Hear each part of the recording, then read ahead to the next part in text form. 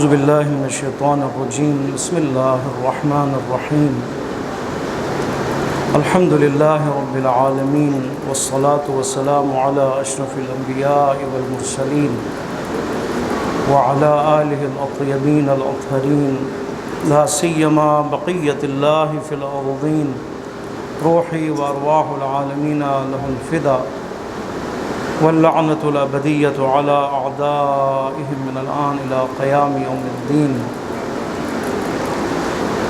رب اشرح لي صدري ويسر لي أمري واحلل عقدة من لساني يفقهوا قولي رب أدخلني مدخل صدق وأخرجني مخرج صدق واجعلني من لدنك سلطانا نصيرا أما بعد فقد قال الله تبارك وتعالى في كتابه المجيد وفرقانه الحميد وقوله الحق أعوذ بالله من الشيطان الرجيم بسم الله الرحمن الرحيم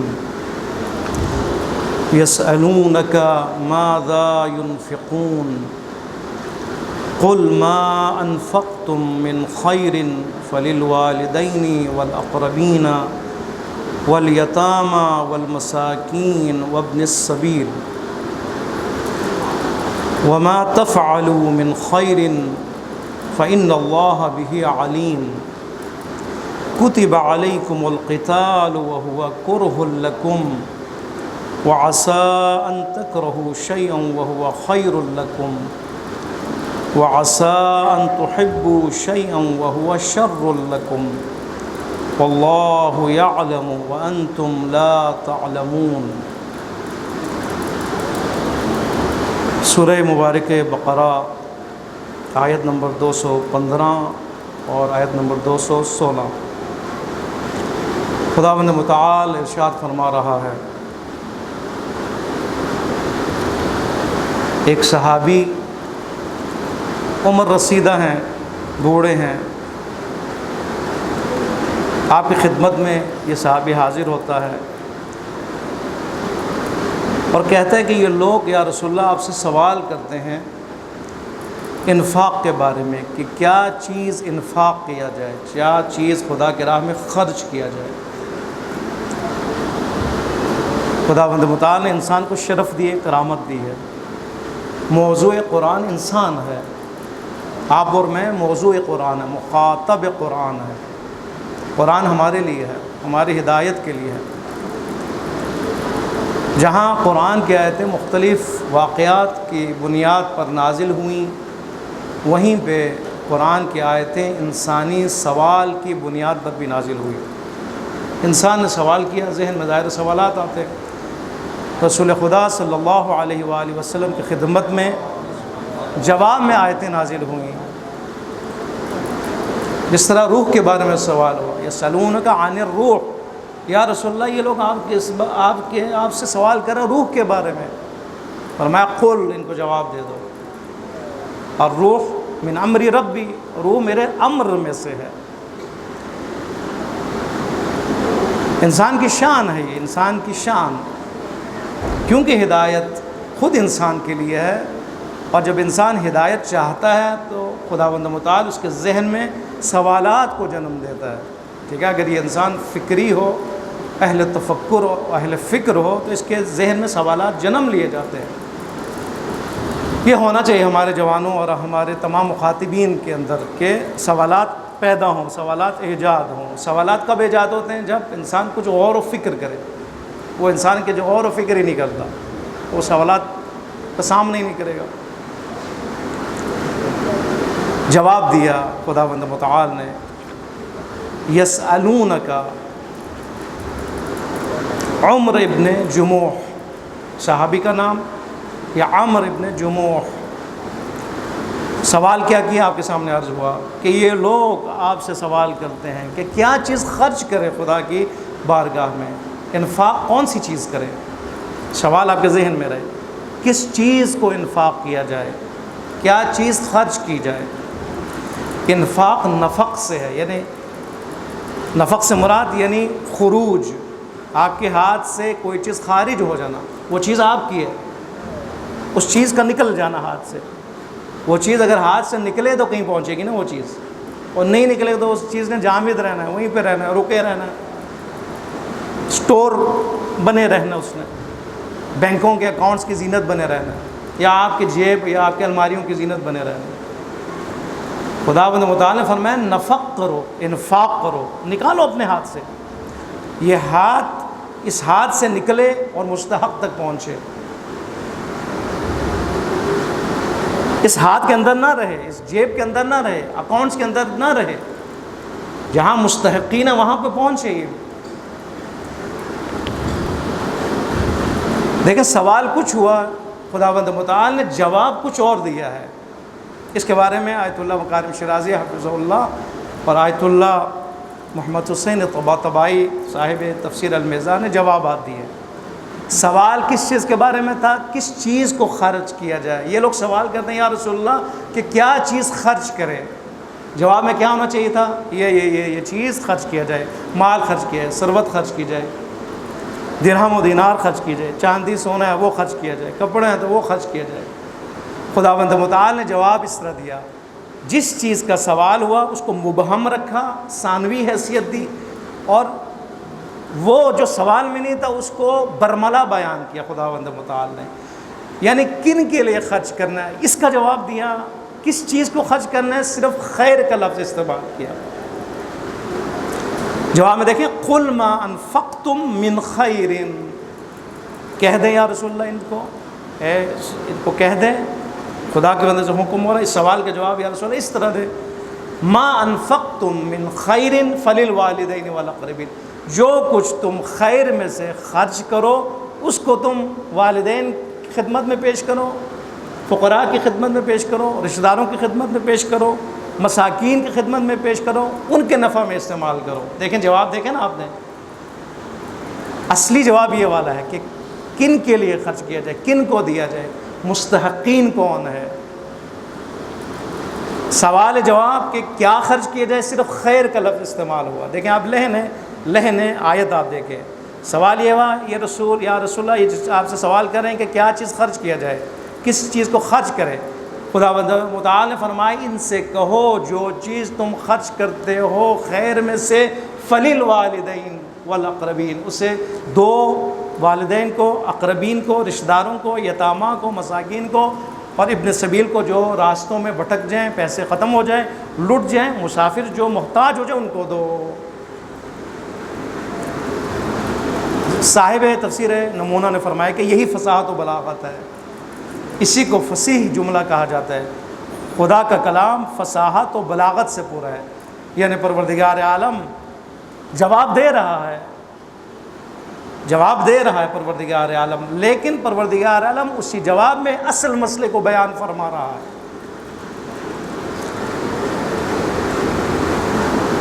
اہم مسئلے کو بیان کیا، نہیں کہ وہ اس سوال کے جواب کو بیان کیا جائے۔ مسئلہ اصل یہ ہے کہ کیونکہ جانتے ہیں، اکثر لوگ جانتے ہیں، بلکہ سارے جانتے ہیں کیا چیز خرچ کی، جو تیرے پاس ہے اس کو خرچ کرنا ہے نا، یہ تو کوئی مبہم چیز نہیں ہے نا، جو میرے پاس ہے وہ میں نے خرچ کرنا ہے، پیسے ہوں، درہم و دینار، کچھ بھی ہو۔ مسئلہ اصلی کیا ہے؟ کہاں خرچ کرنا ہے، کس کو دینا ہے، کہاں پہنچانا ہے۔ آیت اللہ مکارم شیرازی فرماتے ہیں یہ فصاحت قرآن ہے کہ سوال اگر مبہم ہو، خداوند متعال فصاحت کے بل بوتے پر، اس کی بنیاد پر اسی سوال کو، اس کے جواب کو مبہم انداز میں پیش کرتے ہوئے اصل مسئلے کو بھی بیان فرماتا ہے، نہ کہ صرف اس کا جواب۔ صاحب تفسیر المیزان آیت اللہ طباطبائی کیا فرماتے ہیں کہ یہاں پر بلاغت کا تقاضا یہ ہے کہ خداوند متعال یہ فرمانا چاہ رہا ہے کہ جو سوال تم نے کیا، اس صحابی نے کیا، وہ سوال غلط ہے،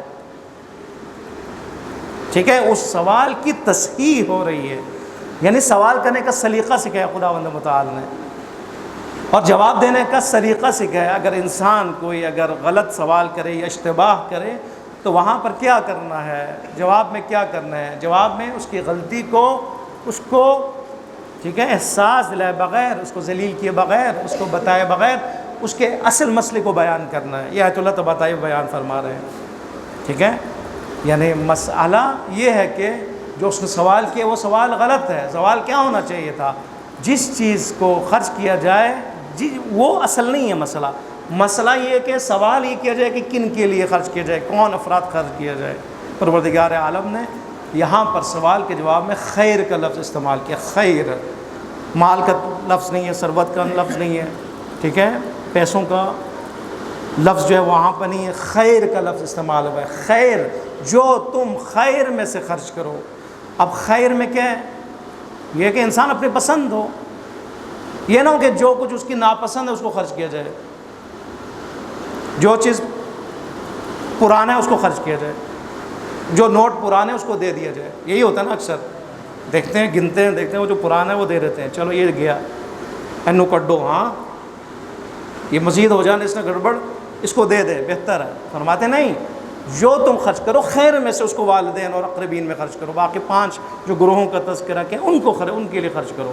ہونا خیر چاہیے، تمہاری پسند ہونی چاہیے۔ لن تنالوا البر حتى تنفقوا مما تحبون۔ انسان اصلا نیک ہی نہیں ہے اگر وہ اپنی پسند کا خرچ نہ کرے، یہ نیکی نہیں ہے، اصلا کام نیکی نہیں ہے، وہ خود نیک نہیں ہے، ٹھیک ہے۔ جو وہ خود پسند کرے، جو ڈش وہ پسند کرتا ہے وہ دوسرے کو دے، وہ بریانی پسند کرتا ہے وہ دے دے، جو نہیں وہ بتونگ دے دے، بینگن دے دے، اکثر لوگ نہیں پسند کرتے نا۔ خیر یعنی تیری پسند، تیرا انتخاب، اس کو دو، جسے تو پسند کرتا ہے، تیرا نفس جس کو چاہتا ہے اس کو دو۔ دوسرا، خیر میں یہ بھی چیز آ جاتی ہے، مفسرین نے بیان کیا، خیر یعنی جو تم خیر میں سے خرچ کرو اس کو والدین کو دو، اور اقربین کو دو، اور ابن السبیل کو دو، اور یتامہ کو دو، اور مساکین کو دو۔ خیر یعنی دو، دینے کے بعد احسان نہیں جتلانا۔ اگر خرچ کرو، انفاق کرو، احسان جتلاؤ، خیر نہیں ہے، ٹھیک ہے۔ اس نے ملینز دیے، احسان جتلا رہا ہے، خیر نہیں ہے۔ آپ بے شک والدین کو دیں، آپ بے شک اقربا کو دیں، مساکین کو دیں، ابن السبیل کو دیں۔ راہ خدا میں جو خرچ کرنا ہے وہ کیا ہے؟ خیر ہونا چاہیے، تمہاری پسند ہو، جیسے تم پسند کرتے ہو دوسروں کے لیے پسند کر دو۔ اور دینے کے بعد یا دیتے ہوئے منت نہ جتلاؤ، احسان نہ جتلاؤ، بار بار اس کو نہ دہراؤ، اس کے سامنے بار بار اس کو نہ پیش کرو، اس کو ذلیل نہ کرو۔ خیر، خیر کا لفظ بہت وسیع، خیر جب استعمال کیا اب سے معنوی انفاق بھی ہے، مادی انفاق بھی ہے، ٹھیک ہے۔ دیکھیں خدا متعال نے جو لفظ استعمال کیے ہیں اس میں فصاحت و بلاغت ہے، فصاحت و بلاغت ہے۔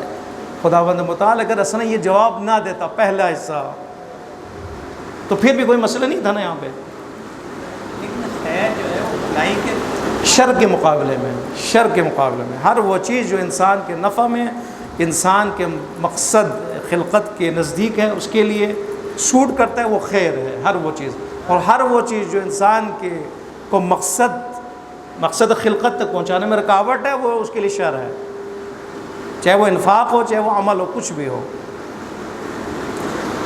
خیر معنوی انفاقات کو بھی شامل کر رہا ہے اور خیر مادی انفاقات کو بھی، یعنی وہ چیزیں جو انسان خرچ کرتا ہے مادی ہیں، پیسے ہیں، درہم و دینار ہے، سونا چاندی ہے، ٹھیک ہے، جو کچھ ہے مادی نظر آنے والی چیزیں اس کو وہ خرچ کرتا ہے، یہ مادی ہے۔ محسوسات میں سے وہ چیز جو محسوس ہوتی ہیں، ٹھیک ہے، جن کو انسان ٹچ کر سکتا ہے، ان کے ہاتھ میں آ جاتا ہے، یہ مادی ہے، وہ بھی خیر میں شامل ہے، اس کو خرچ کرو۔ ان 5 گروہوں میں مادی بھی اس میں شامل ہے، کیونکہ خیر کا لفظ استعمال ہوا ہے۔ ہر وہ چیز جو انسان کے نفع میں، اس کے یا دوسروں کے نفع میں ہے، فائدے میں، اس کو خیر کہا جاتا ہے۔ بس مادی چیزوں کو انفاق کرنا یہ بھی انفاق ہے، معنوی چیزوں کو انفاق کرنا، خرچ کرنا۔ اب خرچ جب ہم اس لفظ کو استعمال کرتے ہیں تو فوراً پیسوں اور مادی چیزوں کی طرف ذہن آتا ہے، لیکن خرچ میں آپ کا ذہن بھی تو ہے نا، ٹھیک ہے۔ آپ کے ذہن میں ایک بات ہے، ایک مشورہ ہے، دینا چاہتے ہیں، کسی کو بتانا چاہتے ہیں، کبھی یہ ہوتا ہے کہ آپ نہیں بتاتے، کہتے ہیں رہنے دیں، پھر کبھی فرماتے خرچ کرو اس کو۔ کوئی کچھ کام کر رہا ہے، آپ کو پتہ ہے وہ مثلا ایک کاروبار کرنے والا ہے، اس نے پوچھا نہیں ہے لیکن آپ کو پتہ چل رہا ہے غلط ہے، وہ بتائیں اس کو، انفاق کریں، خرچ کریں، ذہن میں جو بات اس کو نکالیں، اس تک پہنچائیں، مفید مشورہ اس کو دیں۔ علم آپ کے پاس ہے، خرچ کرو، دیں اس کو، تعلیم دیں اس کو، چاہے آپ کے کالج یونیورسٹی اسکول کا علم ہو، چاہے قرآن و دین کا علم ہو۔ ضروری نہیں کہ پیسوں کے مقابلے میں آپ دیں، کوئی ڈیمانڈ کریں، اپنے گھر میں اپنے بچوں کو، اپنی بیوی کو، جو کچھ آپ نے مسجد سے سیکھا ہے اب آپ کے ذہن میں ہے، درس کے بعد جا کے بتائیں، انفاق کریں، گھر کے اندر بچوں کو جمع کریں اور انفاق کریں۔ ہماری یہ تفسیر کا جو سلسلہ جاری ہے اس کی ایک وجہ بھی یہی تھی، ہم نے تفسیر یاسین کی تفسیر ہم نے شروع کی، اس کی اہمیت کے پیش نظر۔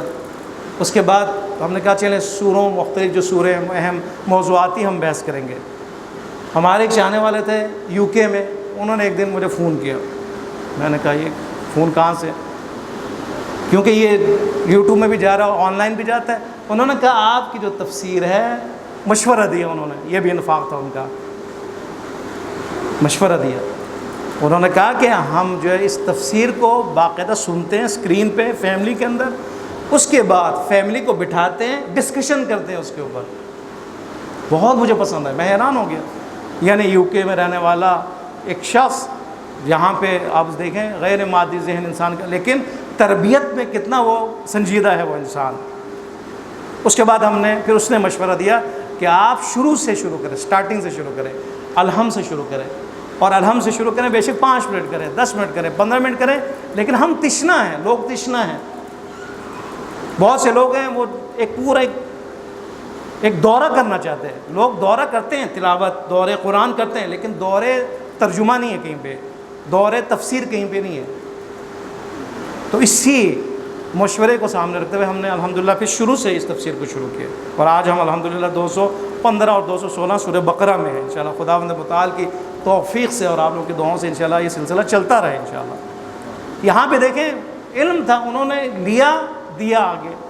انفاق ہے، یہ انفاق معنوی ہے، انفاق تعلیمی ہے، خرچ کرنا ہے، چاہے آپ کا علم ہو، چاہے آپ کے پاس پیسے ہو، چاہے آپ کے مشورہ ہو، مفید مشورہ ہو، چاہے آپ کے پاس میڈیکل مشورہ ہو، چاہے آپ کے پاس کاروباری مشورہ ہو، ٹھیک ہے، چاہے آپ کے پاس تربیتی مشورہ ہو، ٹھیک ہے، چاہے آپ کے پاس فکری مشورہ ہو۔ الحمدللہ اتنی مجالس سننے کے بعد، ٹھیک ہے، اس کے بعد انسان گھر کے اندر صرف اکیلے بیٹھ کے سوچتا رہے، یہ اس کے لیے مفید نہیں ہے، دوسروں کے لیے مفید نہیں ہے، ٹھیک ہے۔ امر بالمعروف نہی عن المنکر، اسی لیے تبلیغ ہر ایک کا فریضہ ہے، صرف علماء کا فریضہ نہیں ہے۔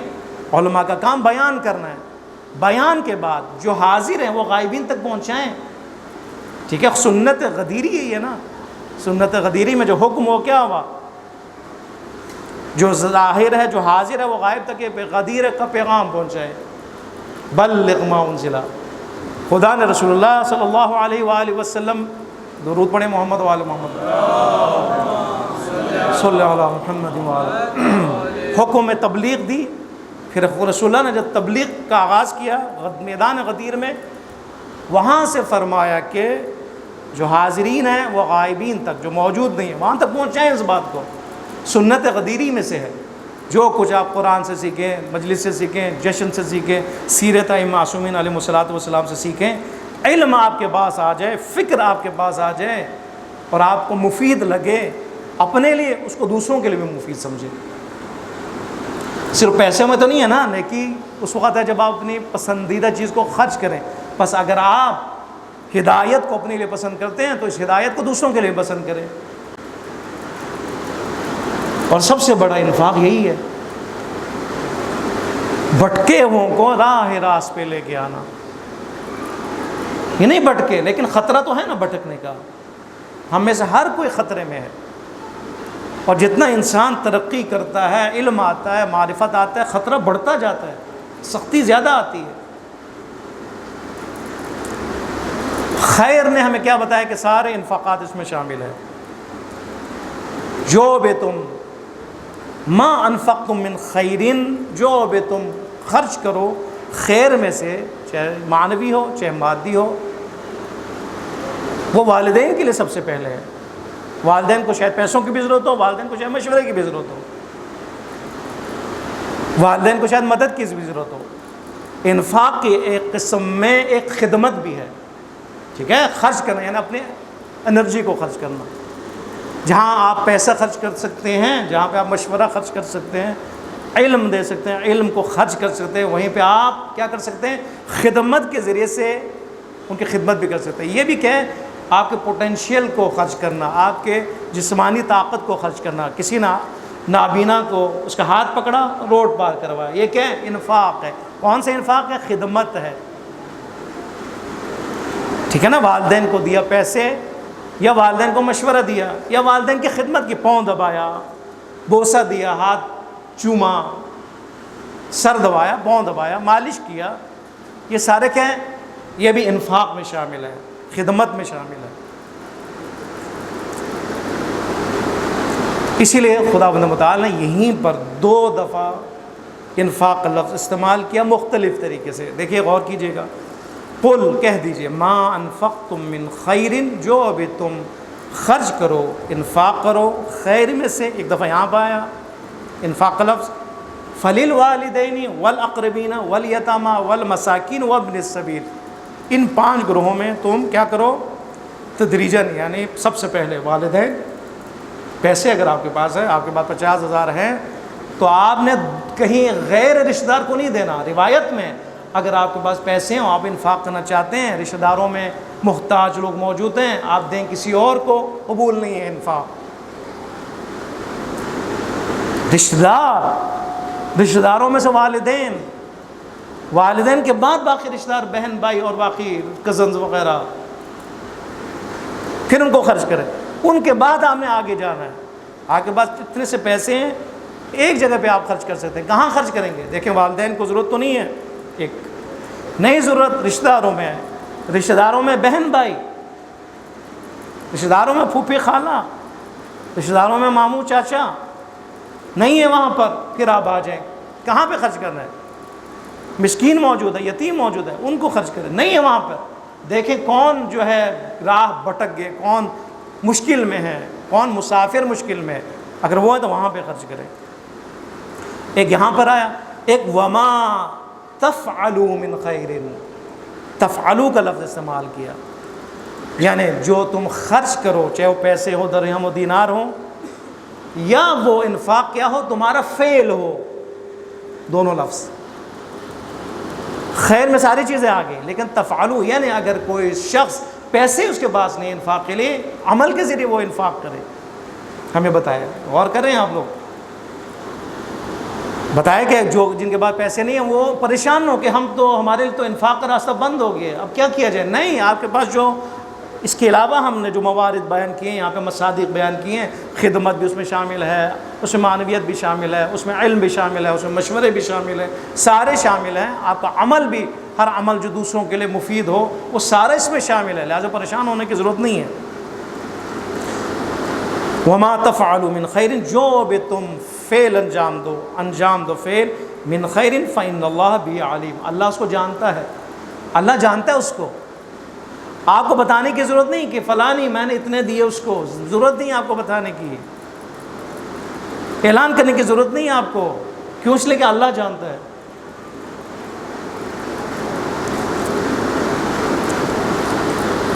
اگلی آیت میں خداوند متعال نے انفاق کی دوسری قسم بیان کی. یہ والی قسم کیا ہے؟ مادی، معنوی، بذل مال، خرچ کریں، ہاتھ میں جو کچھ ہے دیں، ذہن میں جو کچھ ہے وہ دیں. جان بھی تو دینی ہے نا، یہ بھی تو انفاق میں ہے نا. جان دینا سب سے بڑا. اسی کی طرف اشارہ ہے، کتب علیکم القتال، تمہارے اوپر جنگ کو، قتال کو، جہاد کو فرض قرار دیا گیا ہے. جب بھی موقع ہو، جب بھی دشمن کا نرغہ ہو، دشمن غالب آنے لگے، تمہارے ناموس خطرے میں ہو، تم پریشان حال ہو، تمہارا وطن خطرے میں ہو، تمہارا گھر خطر میں ہو، تمہاری چادر اور چار دیواری خطرے میں ہو، جہاد کرو، آواز اٹھاؤ، جنگ کرو. کتب علیکم القتال، تمہارے لیے قتال کو واجب قرار دیا گیا. بس ایک انفاق کی قسم کیا ہے؟ قتال ہے، جان دینا ہے، جان کو خطرے میں ڈالنا ہے، قربانی دینی ہے. یہ بھی انفاق کی قسموں میں سے، جو تیرے پاس ہے ان میں سے میری جان بھی ہے، پیسوں کی طرح جان بھی ہے. اس کے بعد خداوند متعال نے قاعدہ کلیہ بیان فرمایا، ایک نسخہ بیان فرمایا، جس میں ممکن ہے ہم سب اس میں دخیل ہوں، شامل ہوں، اس مشکل میں ہم سب شامل ہوں، اس مشکل کو ہم سب فیس کرتے ہوں۔ وہ کیا ہے؟ فرماتے ہیں کتب علیہم القتال، تمہارے لیے جنگ کو کتبہ لکھ دیا گیا ہے، واجب کر دیا گیا ہے، لکھ دیا گیا ہے۔ وَهُوَ كُرْهٌ لَكُمْ، یہ جنگ تمہارے لیے ناپسند ہے۔ ایک دفعہ کرہ کا لفظ ہے، ایک دفعہ کرہ کا لفظ ہے، کرہن کرہن، کرہن اور کرہن۔ کرہن یہاں پہ کون سا لفظ ہے؟ کر، پیش کے ساتھ ہے۔ ایک دفعہ کرہن ہے، کرہن باہر سے اگر کوئی چیز مجبور کیا جائے انسان کو اور انسان اس کو نہ چاہتے ہوئے انجام دے، اس کو کیا کہتے ہیں؟ کرہن۔ اور ایک دفعہ کہ اندرونی طور پر وہ مجبور ہو جائے، خوف کی وجہ سے وہ مجبور ہو جائے اور ایک ناپسند کام وہ کرنے لگے، اس کو کیا کہتے ہیں؟ کرہن۔ مثلا خوف، یہ جنگ جو ہے خوف ہوتا ہے، کون چاہتا ہے کہ وہ جنگ کرے اور جان دے اور خون دے؟ مگر وہ عاشق شہادت ہو، اعتقاد میں اس اعلیٰ منزل پہ ہو۔ عام لوگ فرار کرتے ہیں، قرآن نے بیان کیا، جنگ کے ان داستانوں کو بیان کیا۔ بہت سے لوگ تھے مخلفین تھے یا متخلفین تھے، گھروں میں بیٹھنے والے تھے، تیار نہیں تھے اپنی جان دیں، اپنے بچوں سے الگ ہو، اپنے فیملی سے الگ ہو۔ یہ بہت بڑا امتحان ہے۔ لیکن آپ دیکھیں حضرت زینب کبریٰ سلام اللہ علیہ کے حرم کی حفاظت کے لیے جو گئے عاشق شہادت بن کر، ہم تو قوم المقدس میں تھے نا، ہمیں وہ احساس ہوا وہاں پر قریب سے، وہ لوگ الگ ہیں جو عاشق شہادت ہو، وہ اپنی جان فدا کرتے ہیں، خوشی سے فدا کرتے ہیں، اس کے لیے دعا بھی کرتے ہیں، اس کے لیے محنت بھی کرتے ہیں، اگر یہ موقع نہ ملے تو روتے بھی ہیں۔ لیکن بات ہو رہی ہے ان کے جو عام لوگ ہیں، ان کے لیے ناپسند ہے، اندر خوف ہے۔ کرہن کا لفظ استعمال کیا ہے، کرہن یعنی ایک ایسا کام جو آپ کے لیے ناپسند ہو، آپ اس کو انجام دیں۔ مثلا کرہن کے لیے جو اس لفظ ہے اتینا طوعا او کرہن، پروردگار عالم نے آسمان بنایا، آسمان بنانے سے پہلے یہ آسمان دھوئیں کی شکل میں تھا۔ خداوند متعال نے فرمایا کہ اے آسمان موجود ہو جاؤ، بن جاؤ، دخان سے نکلو، دھوئیں سے نکلو، چھت بن جاؤ، آسمان بن جاؤ، چاہے تم پسند کرو چاہے تم پسند نہ کرو۔ ٹھیک ہے، یہاں پہ کرہن کا لفظ استعمال ہوا ہے، کاف زبر کا لفظ استعمال ہوا ہے، یعنی باہر سے کوئی فورس، باہر سے کوئی مجبوری، باہر سے آرڈر ہو اور انسان مجبور ہو جائے اور وہ کام وہ ناپسند ہو، پسند نہ کرتا ہو، کر کاف زبر کے لفظ سے استعمال ہوتا ہے۔ لیکن ایک دفعہ یہ کہ اندرونی طور پر مثلا خوف اس کے اندر آ جائے اور وہ جنگ میں جانے سے رک جائے اور ناپسند کرے، رسول اللہ بھی حکم دے پھر بھی ہونا جائے، اس کے لیے کرہن کا لفظ استعمال ہوا ہے۔ فرمایا تمہارے لیے قتال واجب ہے، ممکن ہے، عسا کا لفظ استعمال، عسا یعنی شاید، ممکن ہے یہ قتال تمہارے لیے کیا ہو؟ ناپسند ہو، تمہارے اندر خوف آ جائے۔ پھر قاعدہ بیان کیا، وہ اصول بیان کیا، اس پہ توجہ کیجیے گا۔ فرماتے ہیں ممکن ہے وَعَسَىٰ أَن تَكْرَهُوا شَيْئًا، ممکن ہے کسی چیز کو تم ناپسند کرو، وَهُوَ خَيْرٌ لَكُمْ، اور وہ چیز تمہارے لیے بہتر ہو۔ ممکن ہے ایک چیز جس کو تم ناپسند کرو، اللہ کی نظر میں وہ تمہارے لیے بہتر ہو، اچھا ہو، مفید ہو۔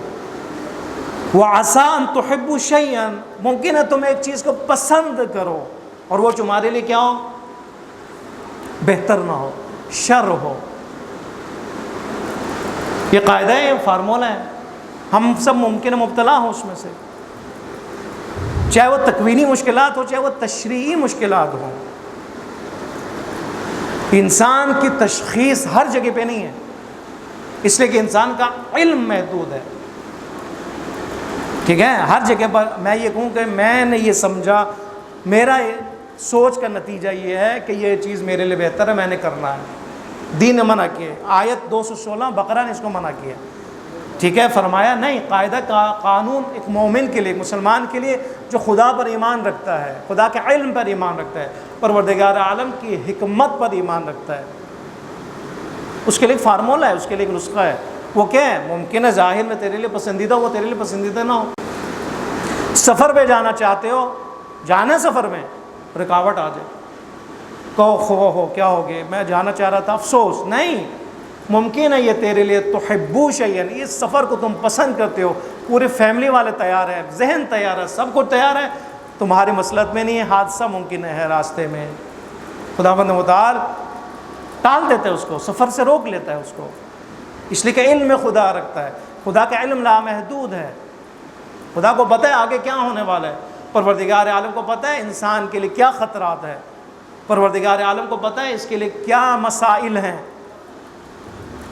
لہٰذا ہم اپنی تشخیص کو کبھی کبھار اپنے پاس رکھیں، وہاں پہ خدا پہ توکل کریں، وہاں پر پروردگار عالم کی بارگاہ میں دعا کریں، پروردگار جو تو چاہتا ہے وہ کر، کیونکہ میں تو نہیں جانتا ہوں، میرا علم محدود ہے، میں تو جاہل ہوں، ممکن ہے ایک چیز جو میرے ناپسند ہو، بیماری آپ دیکھیں ناپسند ہے، کون چاہتا ہے اس کے سر میں بھی درد ہو، لیکن خداوند متعال اس کے اندر بھی مصلحت رکھتا ہے، حکمت رکھتا ہے، وہ کیا ہے، وہ حکمت یہ کہ بخشش، گناہوں کی بخشش، نام اعمال کی اصلاح، عرض کی آپ کے سامنے، والدین کے لیے نعمت ہے کہ اس کے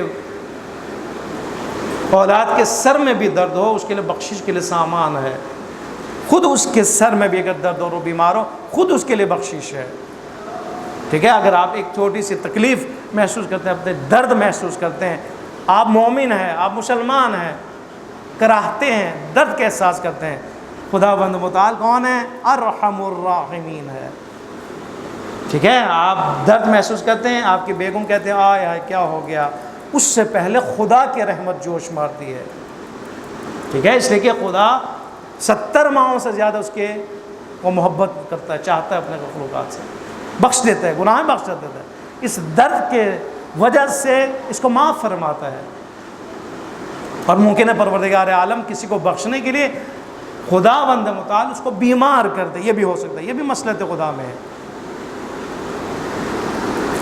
آپ دیکھیں رشتوں میں آپ جائیں، رشتہ کیا، رشتہ ٹوٹ گیا، رشتہ ہو گیا، رشتہ ہوا نہیں، اوہ افسوس نہیں ہوا، ممکن ہے یہ چیز تمہارے لیے عسیٰ ان تحبوا، بہت سی ایسی چیزیں ہیں کہ جسے تم چاہتے ہو لیکن وہ نہیں ہوتا، مصلحت نہیں تمہاری، اس لیے خداوند متعال نے فرمایا واللہ یعلم وانتم لا تعلمون، خدا جانتا ہے تم نہیں جانتے ہو، علم خدا کو سمجھو، علم خدا کو سمجھو، وہ علم رکھتا ہے، علم بھی رکھتا ہے، قدرت بھی رکھتا ہے، حکمت بھی رکھتا ہے، 3 چیزیں ہیں، علم رکھتا ہے، اگر ہمارے اندر علم ہو فوراً انجام دیتے ہیں، ٹھیک ہے، علم ہو ممکن ہے قدرت ہمارے پاس نہ ہو، علم بھی ہے قدرت بھی ہے، حکمت ہمارے پاس نہیں ہے، غلط کے ٹائم پہ انجام دیتے ہیں، ٹھیک ہے، یا پتہ نہیں ہے تو یہ تو کام ہوگا ہی نہیں، غلط کام کرے گا جہالت کی وجہ سے، علم ہے، پتہ ہے، اس نے جو ہے نا پڑھا ہے، لکھا ہے، سب کچھ ہے، پیسے نہیں، قدرت مالی نہیں ہے، کیا کرے گا وہ، ٹھیک ہے، علم بھی ہے، قدرت بھی ہے، حکمت نہیں اس کے اندر، نادان ہے، بیوقوف ہے، خداوند متعال عالم ہے بتمام معنی،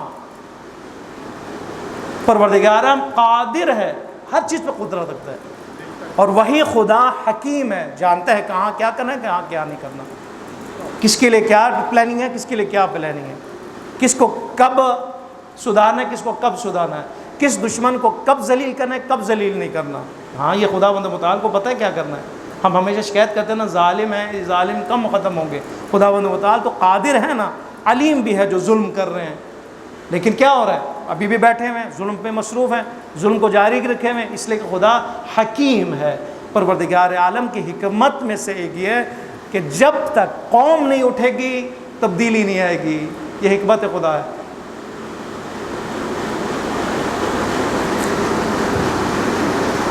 ورنہ یزیدیت کو تو خدا آنن فانن، یزید کیا چیز ہے، خدا اس کو ہی مار دیتا، لیکن خداوند متعال نے نہیں، امتحان لیا، جنگ جس کو تم ناپسند کرتے ہو، جنگ کرو، جہاد کرو، تمہارا امتحان ہے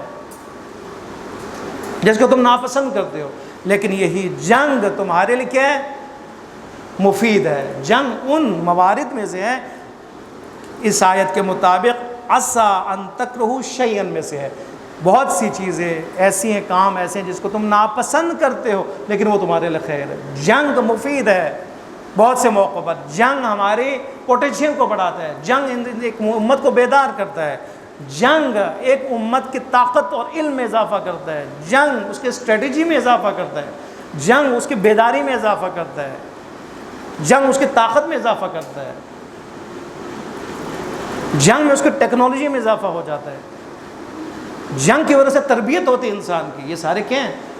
یہ انسان ظاہری طور پر دیکھتا ہے کہ کٹنا ہے، مارنا ہے، زخم ہے، شہادتیں ہیں، ممکن ہے ظاہری طور پر شکست بھی ہو، ناپسند کرتا ہے، لیکن اس کے بیک گراؤنڈ، اس کے پیچھے اس کا فلسفہ خداوند متعال نے کیا فرمایا تم نہیں جانتے، خدا جانتا ہے۔ ایران عراق جنگ اور اس کے بعد انقلاب میں یہ سارے نتائج سامنے ہیں، اور آج دیکھیں اقتصادی طور پر بائیکاٹ اور محاصرے کے بعد ایران کہاں پر ہے،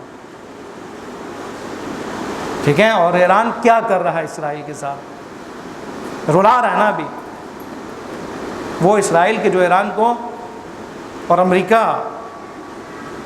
انقلاب کے بعد پلاننگ ان کی تھی نا، یہ ختم۔ آپ دیکھیں جن کا پورا پارلیمنٹ اڑا دیا جائے، جس کے صدر کو اور وزیر اعظم کو ایک ہی دھماکے میں مار دیا جائے، 72 اس کے پارلیمنٹ کے لوگ ایک ہی وقت میں شہید ہو جائے، وہ بھی انقلاب کے فوراً بعد، اس کا مطلب ہے دشمن کی پلاننگ کیا ہے۔ لیکن وہ ملت اب کہاں پہ ہے؟ وہ اسرائیل، وہ امریکہ جو جنہوں نے پروگرام اور اپنے علم کے مطابق، حکمت کے مطابق انسانی اور شیطانی ابھی 45 46 47 سال 2 سال کے اندر ایران کے انقلاب ختم کرنے والے خود ابھی کہاں پر ہیں، خود زوال کا شکار ہے، خود رو رہے ہیں۔ اب آپ ابھی اسرائیل کے لیٹسٹ آپ خبروں کو آپ دیکھیں، ابھی ایران نے ابھی انتقام نہیں لیا ابھی، لیکن انتقام سے پہلے ان کی جو حالت ہے وہ آپ دیکھیں، جو وہاں سے لوگ لاکھوں تعداد میں اسرائیل چھوڑ رہے ہو، آپ وہاں پہ دیکھیں لوگوں کی جو نفسیاتی حالت ہے، دیکھیں اسرائیل میں اس وقت جو ہیں احتجاج انہوں نے شروع کیا ہے خود ان کے اپنے حکومت کے خلاف۔ کیا کر رہے ہو؟ یہ جنگ تو ہمارے خلاف ہے، لیکن یہ جنگ کیا ہے؟ عسیٰ ان تکرہوا شیئا وہو خیر لکم، یہ جنگ ظاہراً ہم نے کہا اتنی 40,000 شہادتیں، لیکن یاد رکھیں اس کے پیچھے اسرائیل کی نابودی ہے۔ اتنے بڑے کام کے لیے شہادتوں کی ضرورت ہے، جس کے لیے اتنی محنت ہوئی ہے، جس کو بنانے میں، جس کو سنوارنے میں، جس کو آباد کرنے میں۔ آپ کیا سمجھتے ہیں 3 بندوں کی شہادت سے وہ کام ہوگا؟ یہ اسٹریٹجی ہے، انقلابی اسٹریٹجی ہے یہ، جو آپریشن انہوں نے کیا تھا حماس نے، آپ نہ سمجھے انہوں نے کیا تھا، پورے انقلابی افکار نے مل کر کیا ہے، ایک پلاننگ کے تحت کیے، اور اس لیے کیے کہ پتہ ہے آگے کیا کرنا ہے۔ رہبر معظم انقلاب، ولی فقیہ زمان، امام علیہ السلام کے نمائندے حقیقی امام خامنہئی، ان کی مفید مشورے شامل ہے۔ پتہ ہے آگے کیا ہوگا، اس کے بعد کیا ہوگا، کیا ہونے والا ہے، سب کچھ پتہ ہے۔ لیکن یہ جنگ کیا ہے؟ ظاہراً صحیح نہیں ہے، ظاہراً خطا ہے، لیکن اس کے پیچھے کیا ہے؟ بہت بڑی اسٹریٹجی ہے، اللہ کی اسٹریٹجی موجود ہے، اور اللہ والوں کی جو ہے اسٹریٹجی موجود ہے۔ انشاءاللہ آپ آئندہ آنے والے دنوں میں مزید جو ہے یہ سارے حقائق جو ہے وہ سامنے آئیں گے انشاءاللہ، اور یہ سارے حقائق اور سارے شکستیں دشمن کی طرف سے جو ہمارے ایمان میں بھی مزید اضافہ کرے گا، اور ہمارے اتحاد میں بھی مزید مضبوطی آئے گی، اور ہمارے مسلمانوں میں جو اتحاد ہے اس میں بھی انشاءاللہ بہت بہتری آئے گی۔ خداوند متعال کی بارگاہ میں ہم دعا کرتے ہیں، پروردگار عالم بحق محمد و آل محمد ہمارے اس قلیل عبادت کو اپنی بارگاہ میں قبول فرما۔